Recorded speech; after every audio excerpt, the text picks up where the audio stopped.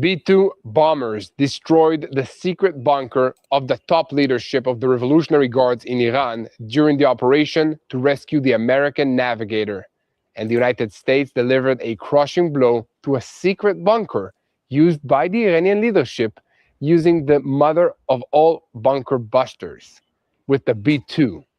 And right under Iran's nose, the United States launched an operation to decapitate the heads of the Revolutionary Guards. Mushrooms of smokes at the international airport in Tehran. Israel is waiting for a green light from Donald Trump. Trump responded to the Iranian proposal and said, "An important step, but not good enough. The war is about one thing, the nuclear program." End quote. It seems that Donald Trump is not optimistic that there will be a deal. Israel is preparing for a significant escalation in the war against Iran and is waiting for a green light.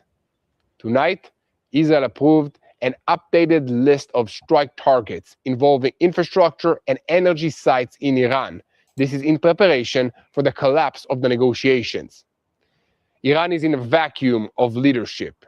Iran's supreme leader, Mujtaba Khamenei, is hospitalized unconscious in the city of Qom. The regime in Tehran is operating from a messianic perception of victory, even at the price of destruction. And in the Islamic Republic, they claim that more than a tenth of the country's population has registered to defend the regime against the United States and against Israel. But what will they really do? Fight? We will see. So, why are the Revolutionary Guards in Iran betting everything? Today, we will try to understand why Iran is not rushing towards a ceasefire. I'm Yair Pinto, and with me is Mati Shoshani, and we are boots on the ground, and we bring you the whole truth about what's happening in Israel and also the whole truth about what's happening in our neighborhood, the Middle East. And this is the opening of day 39 of the Roaring Lion War, or by its American name, Epic Fury. And in Washington, they are signaling that the gates of hell will open over Iran, but it is now becoming clear that the gates of hell have already opened over the Revolutionary Guards in Iran. I'm not joking. Last Saturday, while the eyes of the whole world were watching the efforts of the rescue of the American navigator who had fallen in Iranian territory, beneath the surface, as was revealed today, the United States delivered a crushing blow to a secret bunker used by the Iranian leadership using the mother of all bunker busters. Let me say that in simple words. Yes, over the past weekend, American B-2 bombers dropped heavy JBU-57 bombs, known as the mother of all bunker busters, on an underground Revolutionary Guards complex. A senior American official testified that a large part of the chain of command was eliminated. So, together, we must understand how the Revolutionary Guards in Iran still have not raised the white flag. We will dive into that with our expert, our senior Middle East correspondent, Mati Shoshani, which we'll see just shortly. And in a short while ago, the IDF completed a broad wave of new strikes aimed at the terror regime's infrastructure in Tehran and in other areas of Iran. The Israeli Air Force struck strategic Revolutionary Guards targets in Iran overnight, while senior intelligence and operations officials were terminated in Tehran. In the most recent warnings from the IDF spokesperson to the Iranians, the warning stated, "Dear citizens, for your safety, we ask that you avoid using and traveling by train across Iran from now until 9 p.m. Iran time. Your presence on trains and around railway lines puts your lives at risk." The warning comes at the peak of tension ahead of the expiration of Donald Trump's ultimatum and the marking of 40 days since Khamenei's elimination. Trump opened the day with a sharp statement on Iran and said basically they have until tomorrow at 8 p.m. and we are talking with them. It is going well. The President of the United States threatened Iran again after Tehran rejected the mediator's proposal for a temporary ceasefire. Trump said that the negotiations are in full swing. According to him, if no agreement is reached by tomorrow, within 4 hours, every power station in Iran will be shut down and every bridge will be destroyed. According to Trump, the United States does not want that. According to the sources, the American president is expected to order a strike as early as this evening after saying in private conversations that he does not believe that Iran will agree to the conditions that he set. The New York Times reported that Iran passed the United States a proposal to end the war in exchange for opening the Strait of Hormuz. It is just important for me to note that the American military issued a statement saying that it is ready and has completed the preparations for the broad strike. By the way, I forgot to mention that Trump also said yesterday, we will never allow Iran to obtain nuclear weapons. These are dangerous and sick people, end quote. Today, it's becoming clear that the new supreme leader of the Revolutionary Guards in Iran is nothing more than a puppet on a string. Iran is in a vacuum of leadership. Iran's supreme leader, Mujtaba Khamenei, is hospitalized unconscious in the city of Qom. It seems that the Revolutionary Guards are preparing for the death of Mujtaba Khamenei, their new supreme leader. At this stage, this is raising fears of instability at the top of the Iranian leadership. And we will soon explain what is happening inside Iran. According to the Revolutionary Guards in Iran, 13 million Iranians have already volunteered for the Revolutionary Guards Sacrifice of Life campaign to recruit fighters for this war. Iran blocked tankers in the passage through Hormuz after the Israeli strike on the petrochemical plant.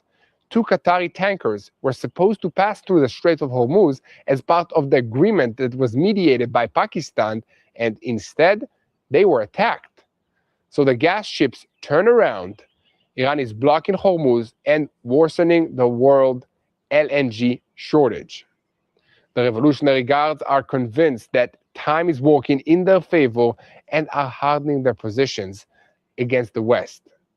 The Iranian plan shows that the use of the Strait of Hormuz as a tool of economic pressure is meant to force the Donald Trump administration to back down on the nuclear issue. In Tehran, they make it clear that uranium enrichment and ballistic missiles are a red line that is not up for discussion. In the Islamic Republic, they claim that more than a tenth of the country's population has registered to defend the regime against the United States and against Israel. But what will they really do? In Palestine Square, a sign was hung in broken Hebrew. You also come with the Americans by land. We are waiting for you. Basically inviting the IDF to join the battle and saying that they're not afraid. So security officials in Baghdad, Iraq, and in the United States believe that Shelley Kittelson, an independent journalist who was kidnapped last week, is being held alive in a stronghold of the pro-Iranian militia, Katib Hezbollah. And according to the suspicion, she's being used as a human shield to block U.S. airstrikes in that area.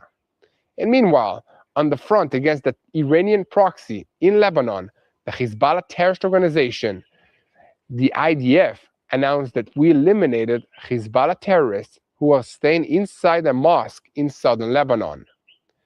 In Lebanon, there are reports of a strike in the Dahya quarter of Beirut, Hezbollah's stronghold. Footage distributed from there shows a building on fire. And this is a lot that we need to cover today. So let's dive into the details. Because I'm Yair Pinto, and with me is Mati Shoshani, and together we are boots on the ground, and we bring you the whole truth about what's happening in Israel. And this is day 3 of the war against the Revolutionary Guards in Iran, which is the head of the crumbling axis of evil in the Middle East.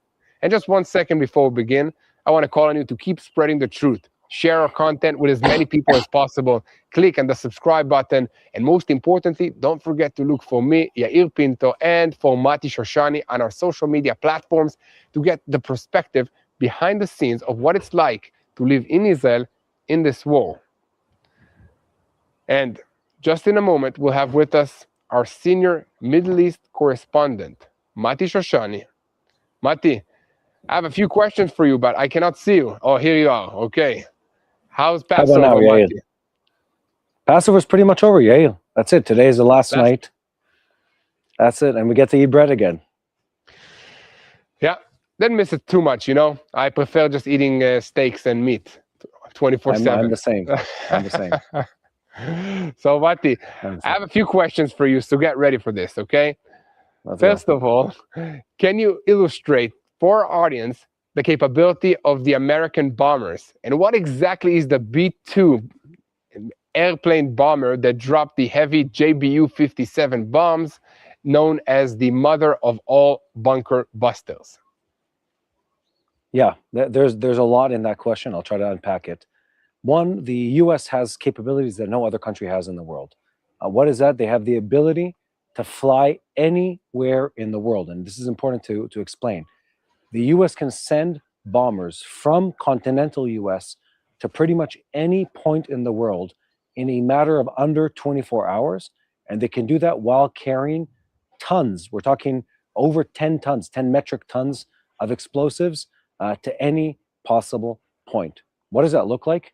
The B 2 bomber is the cutting edge, for now at least, because the US is working on a new advanced version of it, the next generation of the stealth bombers, a massive stealth bomber. Contrary to what people might think it is very big. This is not a small plane. This is a large aircraft with a very substantial wingspan that is completely stealth and carries some unbelievable detection prevention technologies on that aircraft. Those aircrafts back in Midnight Hammer in June of 2025, they flew two separate operations. One squadron of them flew west to create a decoy to the world's media that was trying to follow, media and intelligence that was trying to follow those aircraft. And several others flew east through the night over a very long flight all the way to Iran, dropped a bunch of bombs over the nuclear-related facilities throughout Iran, turned around and flew all the way back home. This is something that no other army in the world is capable to do, not as far as the aircraft is considered, not as far as the ordnance, the bomb is considered. We'll get to that in a second. Not as far as the logistical chain that is required to fuel in the air these aircraft as they're flying literally halfway around the world to carry out bomber missions. That's the first part here. The U.S. in this war has used, they have three bombers that they've used. The B-2 is just one of them. There's also the Lancer, the B-1 Lancer, which is a non-stealth, very heavy bomber that can drop substantially more bombs, and the B-52 bomber that is able to just carpet bomb different areas and carry a huge amount of munitions, but is not stealth at all. That's that. Hold on, I have a call coming in if anyone was wondering if this is alive or not.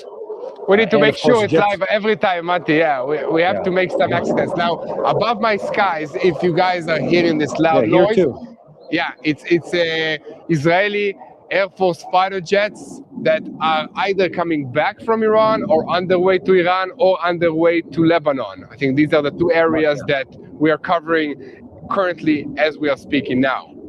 Continue, Yeah. Mati. So I think it's the same. I don't know if it's the same planes or I hear them a few minutes before you do, Yael, but it's been an active morning. Let's put it that way, or active afternoon at this point. Anyway, back to our conversation. So that's the bomber side of things. There's the logistics. There's the bombers themselves. They are stealth. They know how to decoy, infrared, and some optical elements when they try to track them, and they operate in a way that makes them almost virtually impossible for detection or for strike by other armies. But it gets more complicated than that. The U.S. has the ability to bring bunker busting munitions, from one side of the world to the next, but also to get underground to places that no one else is able to get. And this is important. This was developed by the U.S. exactly for this threat. It is not a chance that they had this munition. It's not, a wonderful coincidence that they have a munition that's able to go after the Iranian bunkers. This bomb was created for these very bunkers. The GBU-57, known as Moab, the common misconception that Moab stands for Mother of All Bombs, that's just a nickname. It actually stands for Massive Ordnance Penetrator, which is admittedly far less cool than Mother of All Bombs. I think I prefer the other one, the one that Tomer gave us. I prefer that name. I can understand. No, it's commonly used as the name for the bomb, but that's not what actually the name stands for. It's Massive Ordnance Penetrator, which sounds both bizarre and cool at the same time. But anyway, continuing here, the GBU-57 is a bomb that is about 20 feet long. It weighs about 13 metric tons, so let's say that's 30,000 pounds, give or take. But the important part is is it's meant to penetrate very deep in the soil. How deep? At least 60 meters. We don't know the exact numbers. So we're talking at least 200 feet, which can include several layers of hardened concrete. So if you're an Iranian and you by chance are trying to hide your nuclear program that was publicly stated as it's only for peaceful reasons, but actually you're trying to enrich uranium for a bomb and you're doing this deep under the ground, these bombs can penetrate it. Just imagine this. We're talking skyscraper heights, going through the depth of 60, 70 meters of soil and reinforced concrete. And then only then, after it's reached deep into the ground, it explodes. The warhead on that bomb is about 2.5 tons of explosives. That is a lot. And when that's in a confined cavity underground, just imagine the explosive blast. If anyone here has ever dealt with explosives and explosions in the past, a lot of their impact has to do with the space around the explosion. Not just how strong the bomb is but how confined the space around the bomb is. If it's an open space, it scatters. If it's buried deep underground with mountains of soil above it, the blast has nowhere to go. And what it does is it creates this massive shock wave in every possible direction, which even if, and this is important, even if the bunker is beyond the reach of that, the mother of all bombs, even if it's another 20 meters underneath, the shock wave from these bombs is so substantial that it pushes downwards and in every direction, creating this enormous cavity underground that travels in every direction carrying shock waves. And what that does, if you're in an underground bunker, 90 meters, 100 meters underground, and this bunker buster reached, let's say it reached 70 meters, 220 feet deep into the ground, what it does is the shock wave knocks the ceiling or the roof out of that bunker onto everything that's underneath it. It's that powerful, it's that substantial. The US has used them very selectively. They were created exactly for this purpose, and they are deadly and effective in a way that no one else can carry out. And one more part here is only the US has them. If anyone in the US ever wondered where all your taxpayer dollars are going when it comes to the defense contracts, this war has shown exactly that. You combine the B-2 bomber, you combine it with Moab, with the GBU-57, it is a strike package that no other army in the world comes near to, and this is only one small piece in the immense weapon arsenal that the US Army carries. And that's just one example of many in how effective it is. These are the same missiles and bombers that knocked out the Iranian nuclear facilities back in Midnight Hammer of June 2025. They're the same ones that last night and the day before that and during the weekend, from what we're hearing, knocked out several of the command centers for the IRGC. And I think there's more to come. Very impressive bombers, very impressive bombs. And if ever there was a debate over, let's call it technological and military superiority, the US is just playing in a league of its own. I mean, let's be honest here, Yael. I mean, we in Israel, we get to advance on American systems.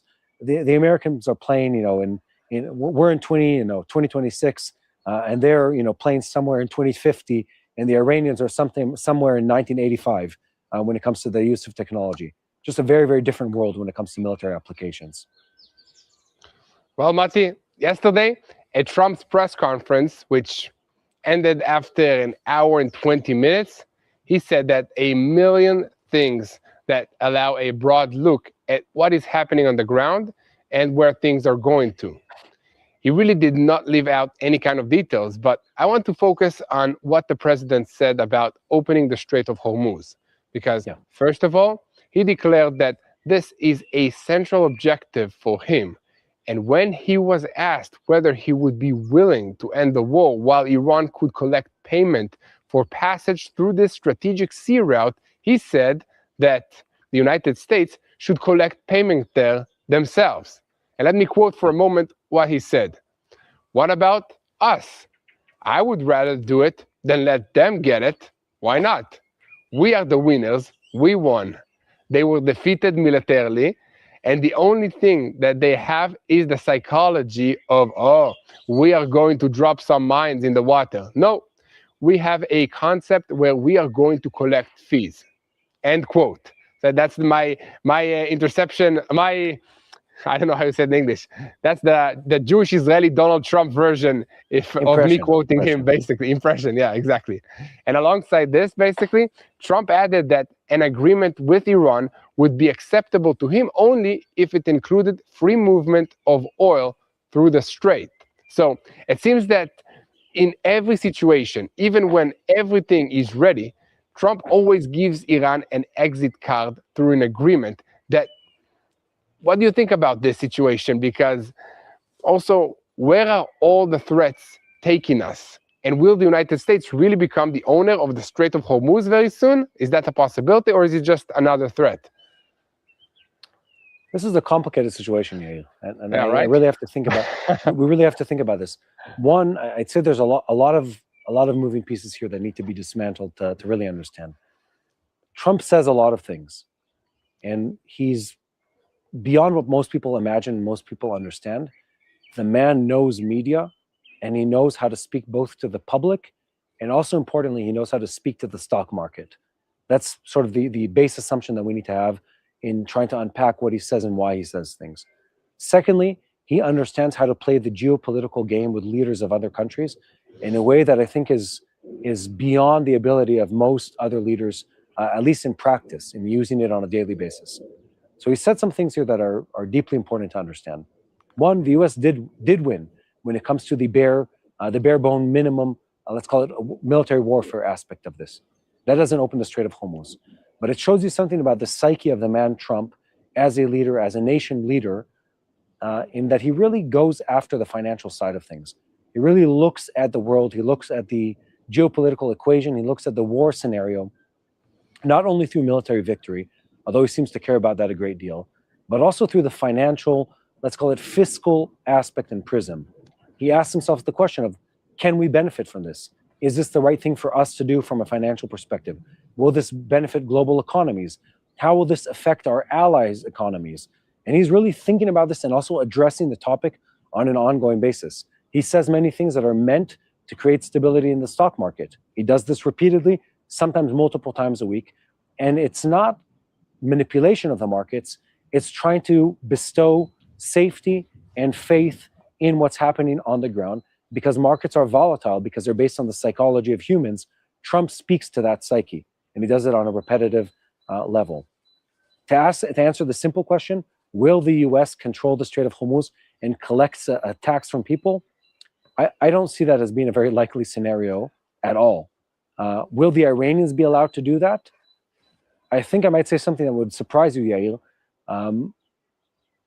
My guess is, and this is just speculation at this point, is that whatever kind of incentive package is presented to the Iranians when a ceasefire happens, assuming that it does happen in this negotiation, I think there will be something that incentivizes the Iranian regime in a way that might be perceived as them getting some kind of passage payment through the Strait of Hormuz. What does that mean? Maybe incentives to build infrastructure related to their oil facilities on the coast of the Strait of Hormuz, and maybe contracts that make ships travel there. Why do I say this? Because I'll give you a peek into like the regional politics for people outside of this region. Iran has attacked Qatar several times in this war.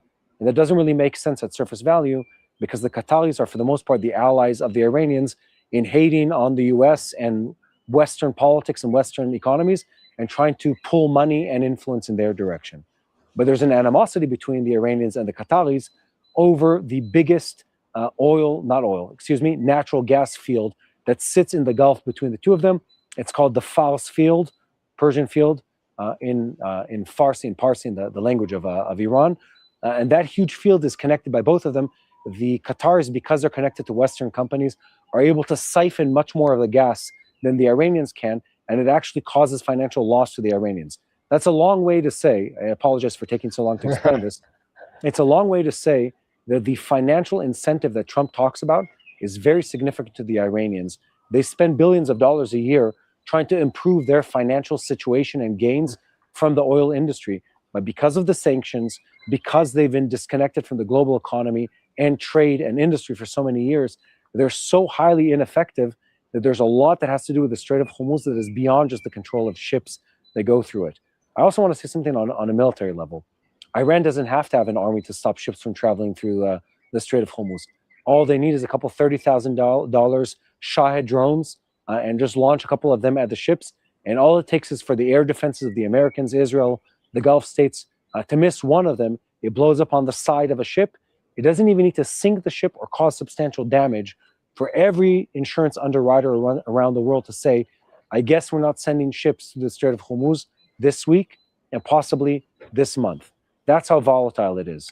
So Trump says a lot of things that speak to the psychology of countries and people. He understands that.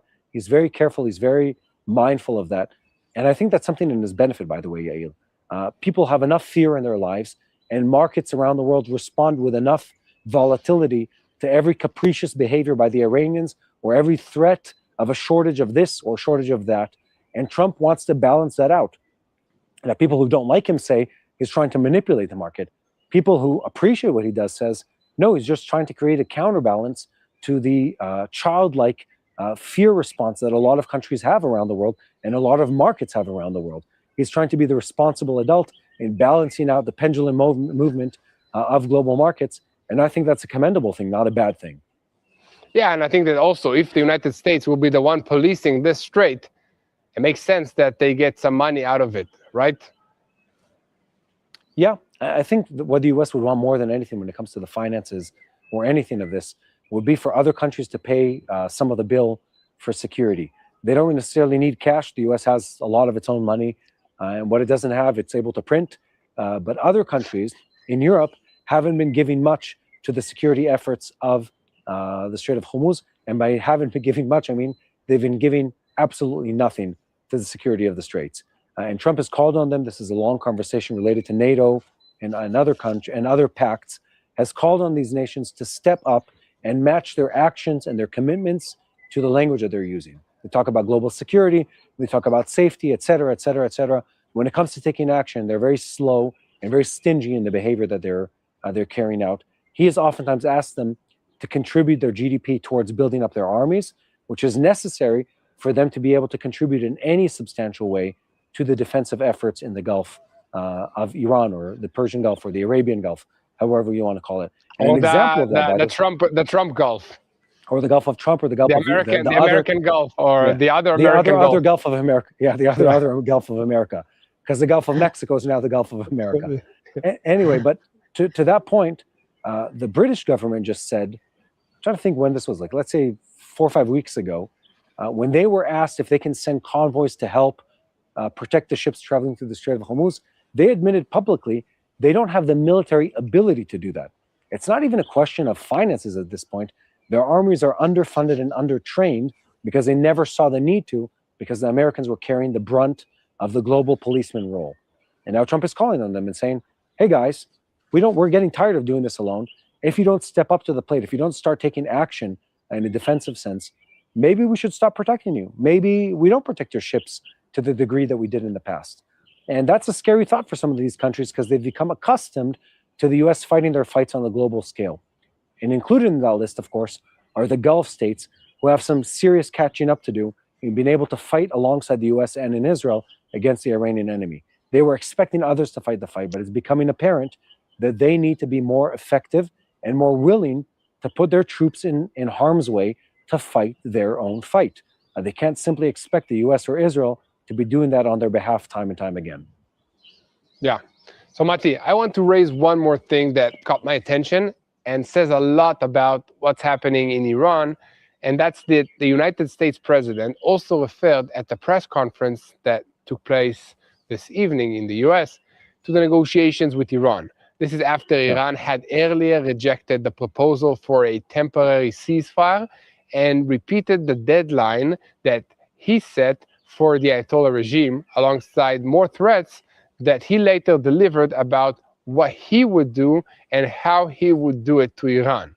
And then Trump pointed out that the negotiations with Iran are complicated because of communication difficulties. He said, and I'm quoting now, the biggest problem that we have in the negotiations is that they cannot communicate. I said to Steve, what are they saying? Steve said, sir, they cannot communicate. They have no means of communications. So we are communicating the way that they communicated 2,000 years ago with children carrying notes back and forth, end quote. So Just so you understand, this really makes clear what condition the Iranians are probably in, Mati. What do you say about this? Yeah. This too is, I think there's more nuance to this conversation than just what Trump said. There's obviously a technical difficulty in reaching everyone in the Iranian regime. But if you read between the lines here, one of the main messages is the question of who's actually leading Iran. It's not a question of do they have landlines or phone lines. There's enough ways that governments know how to communicate, satellite phones, emissaries, etc. I don't think that's the main issue. The main issue is making sure people in the government are actually talking to each other. And I think we've seen this challenge in the negotiations from the first days of this war, where there's different voices coming out of Iran. While you were reporting on, 20 minutes ago at the beginning of this broadcast, the fact that we still don't know the condition of Mujtaba Khamenei. The Iranians early in the war alluded to the fact that he was lightly injured, and there are rumors that he's barely alive. I mean, those are the rumors that we're hearing in recent days, that he's or in a coma or in and out of a coma and severely injured. And that essentially means that there is no one cohesive leadership for Iran. I think at the basis of the technical problem, there's really the question of who's making decisions on the ground. Who is the entity in Iran that can say to whatever force it is, do or do not launch ballistic missiles and where to aim them at, if such a thing exists at this point? And who is actually making the call to the different forces that are stationed around the Strait of Hormuz to say, hey, do this or do that. Shoot these ships or do not shoot these ships. Launch the drones or don't launch the drones. We know the Iranians have diversified their governance in the sense that they have a lot of small compartments of leadership, both in military levels and civilian levels, exactly for this contingency, when there is no supreme leader and there is no one cohesive government. Now, they're trying to present it, specifically when you listen to Trump's best friend, Kalibaf, the spokesperson of the Iranian parliament. I say that jokingly because he continues to deny any connection to the U.S. government. It's been an ongoing joke. If you listen to them, they'll say we're one voice speaking clearly and communicating clearly. My sense is that that's not at all the case. Mm-hmm. Is that if you look at the Pakistanis or before that other countries in the region that were trying to be the go-betweens between the Iranians and the Americans, they themselves, the mediators, are having a very hard time in getting one answer and one voice out of the Iranian regime, which makes sense since we've eliminated Israel and America combined hundreds of the leadership of every possible governance entity within the country, both field commanders, IRGC commanders, and Ayatollah commanders. My sense is, my guess right now is that there is no one leader, is that there's several different bodies that are sort of fighting for power, communicating loosely between them, and each one doing what they think is the right thing, trying to project power to their people, all the while not actually having full control of communication or of the people out in the fields. And I'd say one last thing, Yael. If you look at the U.S. operations on the ground of Iran over the weekend, there's one way to look at it. One way to look at it is the U.S. has carried out a flawless, amazing rescue operation. But another way to look at that is, and to say, the Iranians knew this was coming, and they had, at the point where the WISO, the weapon system officer was rescued, but we're talking 36 hours into the crash over Iran. They had that long to prepare themselves for what they knew was coming, a rescue effort, and they weren't able to stop anyone. And if that's the case, and the U.S. got out the people, and they got out whatever they wanted to get out that was related to the enriched uranium or carried out the operation, and there are no U.S. troops left behind, that shows you that the Iranians are not very good, or not as good as we expected, at coordinating their attacks. Because if they were better, they would have been able to do some more substantial damage to U.S. forces. Yes, the U.S. special operators are amazing, and they are the best trained, the best equipped, the best supported troops on earth. But still, to be able to land hundreds of troops on the ground in multiple waves of rescues over a 24-hour window, and the Iranians not being able to stop a single person, prevent a single rescue, and have taken substantial casualties on their own, it shows you that their government is not communicating as well as we would imagine. And that's probably what Trump is talking about in getting clear communication from the Iranians. My guess is when they ping the Iranian regime, when Witkoff says to the intermediaries, let's say to Pakistan, hey, are they willing to do 1, 2, 3, 4 when it relates to the nuclear arsenal? Are they willing to put the enriched uranium in the hands of a third country? They probably get two different answers from the Iranians. Absolutely not. One answer, we don't know where the enriched uranium is. Second answer, third answer, we're not talking to you, we're not friends anymore. It's really hard to get one clear answer since there is no one cohesive government. And my guess is, from what we've been hearing from leaks over recent days, is that the supreme leader, if he's alive, is somewhere between life and death. And they are holding on to him simply because they need the symbol of a leader that still is engaged in operational, and someone else or someone else's are making the decisions behind the scenes. So it's a very complicated situation, which when you think about it also from another angle, it makes it very hard for the Trump administration to negotiate and have a clear end result because he's not getting a clear answer from the Iranian side. So again, there's a lot of moving pieces here, Yael. As always, things are complicated in this region. Yeah, definitely. So what do you do when it's too complicated to understand, Mati? What I do is I pray for God to give us wisdom. And can you maybe give us a few prayer points for the situation? Yeah, but before I do that, I need to make a correction to something I said earlier. I made a mistake. There are two variants of the GBU. There's the 43, which is the mother of all bombs, which is the biggest, let's call it conventional bomb that is not nuclear in the size of the explosion and the strength of the explosion. And then there's a GBU 57, which is, as I indicated, the MOP, the massive ordnance penetrator, which is the bunker buster. My mistake, Tomil was right. I'm forever repentful and remorseful. No forgiveness, no forgiveness, Mati. You go home in shame now. Just kidding. Anyway, but to get to your point, yes, there's a lot to pray for, and again, I think maybe to focus now as we're entering in this holiday, once again, the end of Passover, is to pray for our leaders. A lot is hinging on what Trump does, on what Netanyahu does, on what the leaders of the Gulf states and several European countries do. To pray for their wisdom to be supernatural, for their advisors to give them the best advice possible, for them to just have a clear mind of what needs to be done next. And I'd say in a biblical sense, to pray for the leaders of Iran, to pray that God or changes their heart, as he's done with countless leaders over time, or that he prevents them from making decisions that can harm us and others around the world, as he's done with biblical leaders time and time again, or hardening their heart, or breaking their will to his will. That should be our prayer. And as always, if you're confused about what to pray, and politics are complicated and confusing as they can be, you just pray for God's will to be done. God knows how to act. God is in control. God has dominion over this earth. And contrary to what the Pope has been saying in recent days, God does step in on the side of good against evil. And we very much should be praying for him to support our troops, the Israeli troops, and the American troops in this region. That's my request for prayer. Thank you very much. Appreciate that Thank very you, much, Mati. Thank you, and we'll see you again tomorrow. That's right. Thank you, Yael. And to all of you that are joining us just now, we are TBN Israel, and we're coming to you live from Israel. Yeah, behind me, these are the hills of Jerusalem. And we are reporting multiple times a day about what's happening in this war between Israel, the Ayatollah regime in Iran, and of course, the United States of America, our greatest ally.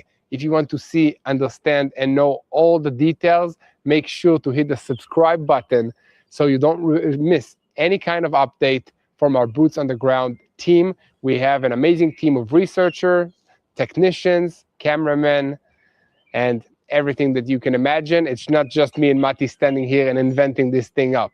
And if you want to see this war through our eyes, go to Yair Pinto and Mati Shoshani on our social media platforms and see everything behind the scenes. Because as Israel faces the growing reality of war with Iran, it's not only soldiers on the front lines, it's also children and families that are living under constant threat, fear, and uncertainty.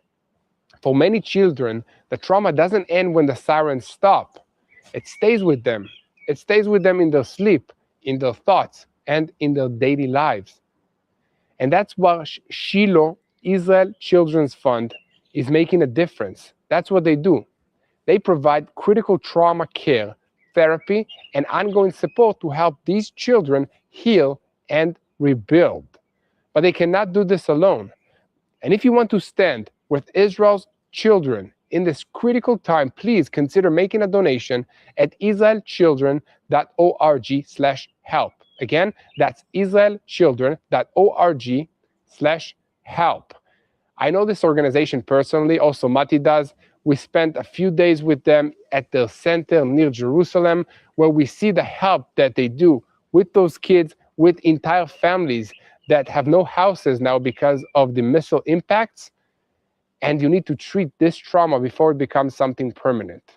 So again, if you want to stand with Israel's children for generations to come, the next future of our people, go to israelchildren.org/help.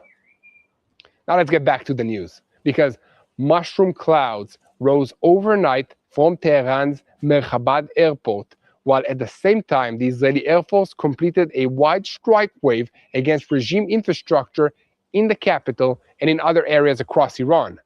At the same time, the IDF issued an unusual warning in Persian, telling civilians in Iran to stay away from trains and railways lines until 9 p.m. This is a sign that this campaign is no longer focused only on launchers and command posts, but also on the regime's ability to move forces, equipment, and reinforcements inside the country. So what are we seeing right now? Just another night of strikes, or the beginning of a new phase designed to paralyze Iran from within before the next blow lands? And this is day 39 of the Roaring Lion War, or by its American name, Epic Fury. And the story of the past day moves along 3 tracks at once. The first is the track of firepower. The second is the diplomatic track surrounding Trump's deadline. And the third, maybe the most important of all, is what is happening inside Iran itself, inside the top command of the Revolutionary Guards, inside the decision-making system, and inside a regime that looks defiant on the outside, but is under very heavy pressure on the inside. Let us start with the event that probably explains much of what we are seeing today. While the world was focused on the diplomatic rescue operation for the American navigator that was downed in Iranian territory, the United States was carrying out something much deeper, much bigger at the same time. According to the details that revealed this morning, American intelligence identified an unusual gathering of senior Revolutionary Guards officials in a secret underground bunker near Tehran, the capital of Iran. CENTCOM commander Admiral Brad Cooper ordered a strategic strike, and B-2 bombers took off directly from the United States on a long mission that included aerial refueling and intercontinental flights. They carried the JBU-57 bombs, weapons weighing roughly 14 tons, designed to penetrate dozens of meters of earth, concrete, and rock before exploding. In simple words, this is exactly the bomb that you use when you want to open the door for someone who thinks that the mountain above him is thick enough.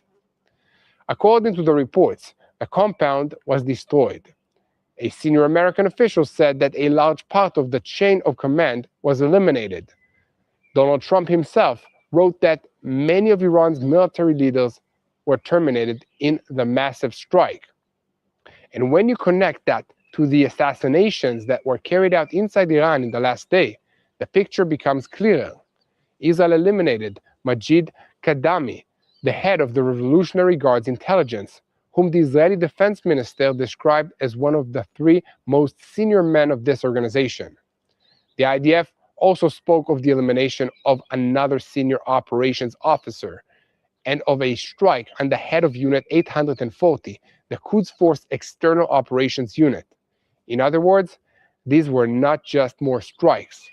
This was a decapitation campaign. Now, let us go back to the rescue operation itself, because it also tells us something about the depth of Iran's intelligence and entanglement in this situation. Trump revealed that the second rescue mission involved 155 aircraft, 4 bombers, 64 fighter jets, 48 refueling aircrafts, 13 rescue aircraft, and more assets besides these. He said that the navigator spent 48 hours on the ground, climbed cliffs while bleeding heavily, treated himself, and managed to transmit his location. Pete Hegseth added that the first message received from him was after hours of silence, and it was simply, "God is good." But behind that rescue mission, there was another layer. B-1 bombers dropped around 100 bombs in the area, each weighing about 900 kilograms. And according to the American officials, they were aimed at roads, soldiers, and Revolutionary Guards camps in order to erase the access and to prevent Iranian forces from getting close to the rescue teams. Some of those craters that were emerged after the blasts can even be seen from space. That's just to show how big the explosions were. And the Iranian military admitted that 4 of its officers were terminated in the operation against the American aircraft in Isfahan. So beyond saving a crew member, the United States used the operational window to deliver both a deep blow and a public humiliation. And that brings us back to the biggest question of the day. If the Revolutionary Guards took a hit like that, why have they still not raised a white flag? The answer coming from today's materials is that Iran does not think in the normal Western terms of cost versus benefit. The regime in Tehran operates from a mindset in which simple survival against the United States and Israel already counts as an achievement. In their logic, if the house burns down but the flag is still left on the roof, that can still be sold as victory. And so, for the Revolutionary Guards, even a war of attrition, even destruction, even partial economic collapse can still serve them if they believe time will turn against the West. That is exactly why they are not rushing towards a ceasefire. Iran rejected the proposal for a temporary 45-day ceasefire. In response, passed through Pakistan, and according to the reports, it demanded a permanent end to this war, sanctions relief, a new protocol for safe passage through the Strait of Hormuz, and guarantees that Israel would stop striking the Hezbollah terrorist organization, which is an affiliate of Iran in Lebanon. There are also reports of demands for compensation, or at least for a reconstruction mechanism funded through money flowing through Hormuz. So, from Tehran's point of view, if they are going to reopen the strait, they want to come out not just without loss, but with a new lever in hand. That is where Donald Trump's deadline comes in. The American president opened the day with a very sharp line and said that Iran had until tomorrow at 8 p.m. Eastern Time. That means 3 a.m. between Tuesday and Wednesday Israel time. He repeated that same threat several times. If there is no agreement within 4 hours, every power station in Iran will be taken out of service, set on fire, bombed, and never used again. And every bridge will be destroyed by midnight. Then he added the line that he kept repeating: "We do not want that to happen." Donald Trump also made it clear that for him, the war is about one thing: the nuclear issue. He said plainly, "We will never allow Iran to obtain a nuclear weapon. These are disturbed and sick people." He called on the Iranian people to protest, but added that the consequences would be severe, and that if they protest, they will be shot immediately. He cited the striking number of about 45,000 people that were killed in the suppression of the protests in Iran. And in the same breath, he sometimes sounded almost contradictory. On the one hand, Iran can be destroyed overnight, and that night could be tomorrow. On the other hand, the negotiations are going well. That is not accidental. That is American pressure in full form. The hammer now comes with a diplomatic handle. The problem is that in private conversations, the picture sounds much less optimistic. According to the reports this morning, Trump said privately that he does not really believe that Iran will accept the conditions that he set. American officials and mediators have also expressed pessimism about the possibility that Iran will reopen the Strait of Hormuz in the time that remains. And at the same time, the United States military has already completed preparations for a broad strike if the ultimatum expires without a deal. Pete Hegseth said today that would see the largest scope of strikes in Iran since the first day of this operation, and tomorrow would be even bigger.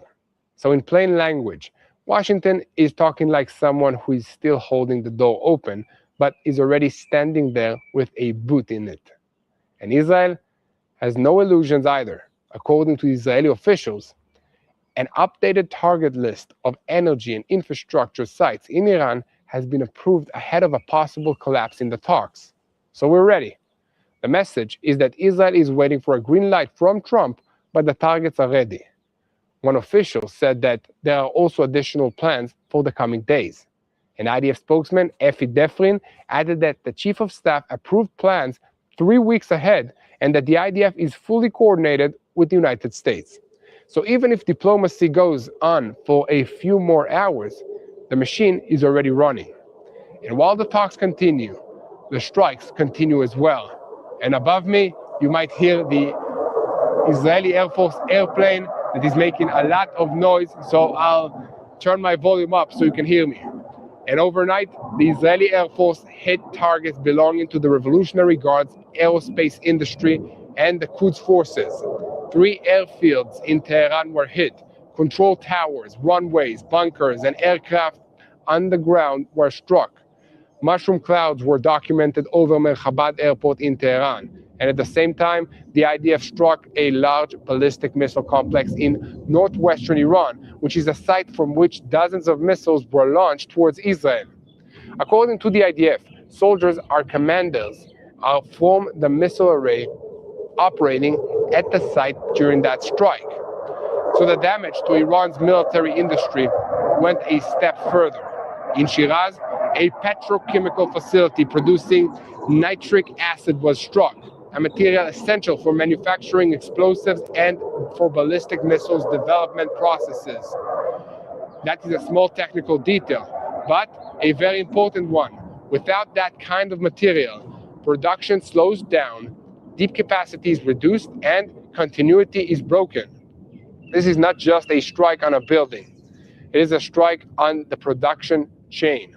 And before that, Israel had already hit South Fars at Asiluyach, the largest petrochemical facility in Iran. Israel's defense minister said that the 2 central facilities, responsible together for about 85% of Iran's petrochemical exports, were put out of operation. In other words, alongside the military blow, an economic chokehold is also now being applied. And that fits closely with the unusual railway warning.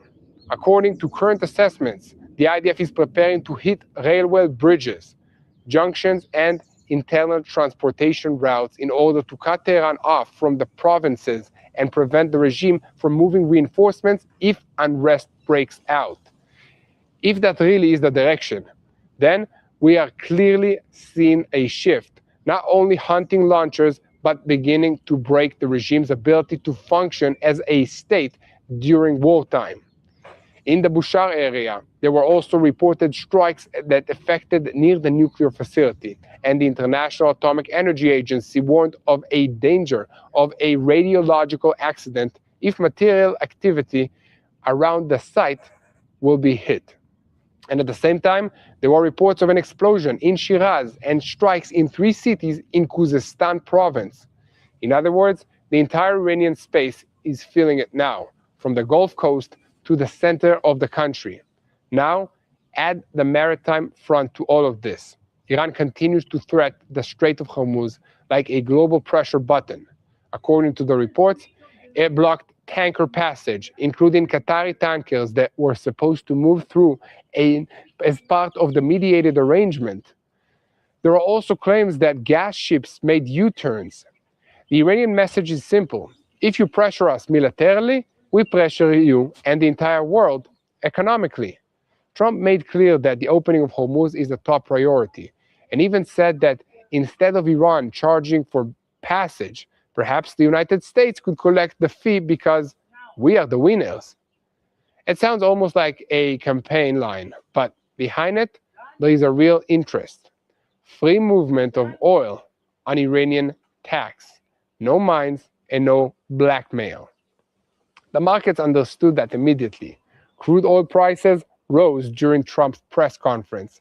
US crude climbed from $112 to $114 per barrel, and Brent, it rose as well. And at the same time, Wall Street indicates fell down because, in other words, even before another American strike, the threat to Hormuz was already working.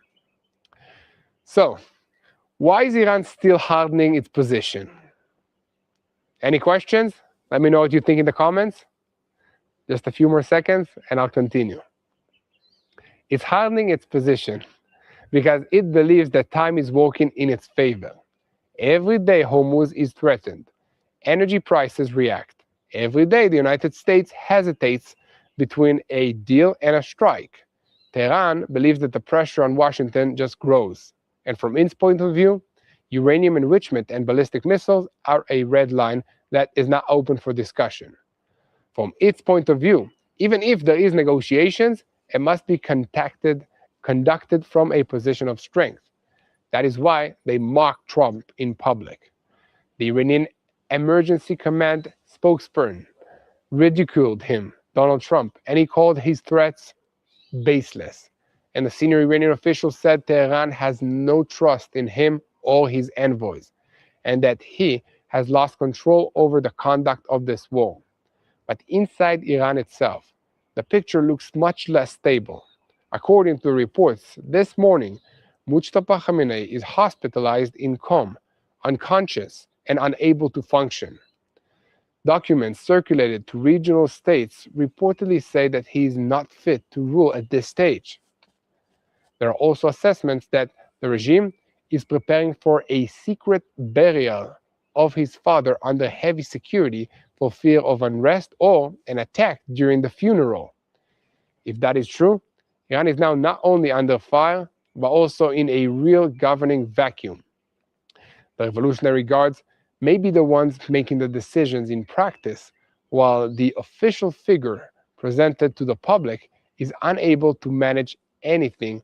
That explains why the messages coming from Tehran sometimes sound like a unified line, and at other times like a collection of clashing voices from inside a dark room. And in that dark room, the regime is trying to show the public that it's still mobilized and still in control. And that is why the Sacrifice of Life campaign that the Iranians just launched began. First, they reported around 600,000 that recruited, then 3.4 million, then 6 million, then 7.5 million. Now, the Iranians claim more than 13 million have registered, more than a tenth of the country's population. In Palestine Square, in Iran, in Tehran, a sign was hung in broken Hebrew saying, "You also come with the Americans by land. We are waiting for you." And this is directed towards the IDF. The question is what these people would actually do. Are they fighters? Are they just sending a number by phone to show loyalty? Is this a real force propaganda? As of now, there is no sign that it changed anything in the battlefield picture, but it does show that the regime is trying to create a sense of public mobilization against the sense of disintegration at the top. That also explains the caution on the Western side, because on the one hand, there are signs of deep weakness. On the other hand, the regime still knows how to repress, frighten, and buy time. It still holds missiles, drones, security mechanisms, proxies, and the ability to hurt. And that can be felt outside Iran as well. In Kuwait, an Iranian drone hit Ali El Salam air base, and 15 American soldiers were wounded, most of them very lightly. In Iraq, there is serious concerns that American journalist Sheila Kettleson is being held alive by Katib Hezbollah, another proxy of Iran, likely in the Jerf el-Ashkar stronghold, and is being used as a human shield to deter the Americans from striking that area. If that assessment is correct, then the pro-Iranian axis is trying to create bargaining chips even outside the direct war zone. And the Lebanese front, it's still burning hot. The IDF announced that it eliminated Hezbollah operatives who were inside a mosque in southern Lebanon and destroyed the compound in order to remove the threat. In addition, another Hezbollah operative observing the bridge of 769 was terminated. Golani Brigade, the forces of the infantry of the IDF, eliminated a terror cell and located the explosives, the weapons, and the magazines. The IDF also confirmed the elimination of Kamal Malham, the artillery chief in the Imam Hussein division that's operating alongside Hezbollah and linked to Iran. Overnight, there were also reports of a strike in Beirut's Dahya district, Hezbollah's stronghold, and footage showed a building on fire. And at the same time, the limited launches towards Nahariya, an Israeli city in the north, and the surrounding communities around it were another reminder that this front may be weakened, but it is not closed. The IDF spokesman said that Hezbollah has been badly hit, tried to rebuild, and is weak. But its dismantlement is still considered a supreme objective. So even while most attention is focused on Iran, Israel is still settling accounts with the branches of that same axis. And in the middle of all of this, the Israeli home front is still paying a price. In Haifa, 4 members of the Gershovitz family were killed by an Iranian missile strike. The initial inquiry shows that a warning was given, alarms sounded, and interception attempts were made, but they failed. The missile that struck Haifa broke apart in the air and did not explode, but part of it hit the building and caused floors to collapse. The IDF again stressed that air defense is very strong, but not hermetic. In central Israel, a missile with a splitting warhead was launched, and about 28 impact sites were reported. In Ramat Gan, Petah Tikva, and Tel Aviv, there were direct hits. One woman was moderately injured after falling into a ditch on the Ayalon highway while searching for shelter. Interceptor debris also fell near the railway in Sderot and temporarily halted train traffic between Ashkelon and Netivot, 2 Israeli cities. Israel's Ministry of Defense approved a plan to accelerate the Arrow interceptor production as part of preparations for the next phase of this campaign. In other words, even while Israel is striking deep inside Iran, it is already building up the defensive stock for the next round. And it is worth just to pause for a second on one clear sentence. Because if you want to help us share the truth, create more content like this one, we need you to do something very simple, which is hitting the subscribe button, sharing this video with a friend, leaving a comment, let us know where you are watching us. Because in a war like this, anyone who only understands the last explosion misses the entire campaign and the big picture. And we are here to connect you to the battlefield, to the intelligence picture, to the diplomacy, and to the surrounding fronts all around us for you. So now, when you connect all of the dots, the broader picture becomes visible. The United States is bombing bunkers, erasing access routes, and threatening power stations and bridges. Israel is striking airfields, military industry, petrochemical facilities, missile sites, and the intelligence leadership of the Revolutionary Guards. Iran, for its part, is holding Hormuz, buying time, projecting defiance, and also trying to prove that it is still in control, even while the political vacuum appears to be opening inside the leadership itself. And that might be the most important part of Day 39. This war is no longer measured only by how many missiles were fired or how many targets were hit. It is measured by who breaks first: the Revolutionary Guard's command structure, the regime's transportation and production continuity, the global economy around Hormuz, or Trump's patience in front of the negotiations that he no longer really sees or believes in.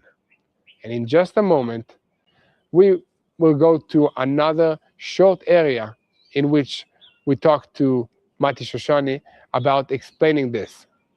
So, what the eliminations at the top mean, because what the governing vacuum in Tehran is meaning to us, and why, despite all of those blows, Iran still has not blinked. If this night passes without an agreement, Iran may wake up tomorrow morning to a completely different reality. The question is whether the Revolutionary Guards still think that they are managing time, or whether time has already started to manage them. So, to all of you that are watching us, we are TBN Israel. We call on you to pray for the peace of Jerusalem, to pray for the Iranian people, and to hit the subscribe button so that you never miss any kind of update of Boots on the Ground. And I want to encourage you that despite the fact that in Israel we have been rushing to bomb shelters for multiple times every single day, I would say in the past almost 3 years, we are happy. You can see I'm smiling, my kids are smiling, because we believe that God has a plan for us. Because he said so. He said so in the Bible, and he keeps proving it. There's no other reason for us to still be here, to still win against all these evil around the world, other than the fact that this is a spiritual war. The only way that I know how to fight a spiritual war is by praying. So let's pray for God. Let's pray that his will be done. Let's pray for wisdom. Let's pray for his protection. Physical protection and also spiritual protection for our children, for our soldiers, for our friends, for our families, for our houses, and for our hearts. Let's do that. I think this is an amazing encouragement to all of you, because if God is faithful to this tiny nation, Israel, with the tiny amount of people, which are the Jewish people, then he will be faithful to each of you with whatever it is that you're struggling with. So in the last day of Passover, I want to tell you again that God is alive. He is faithful. The promises that he made to all of us in the Bible are still real. And that means that he's listening to prayers, that he's performing biblical level miracles today, every single day. And you can watch TBN Israel and the news about what's happening in Iran just to see that in real life. God is alive. So thank you for being with us. Make sure to like, share, and subscribe, and keep praying for the peace of Jerusalem. We'll see you again later on this evening.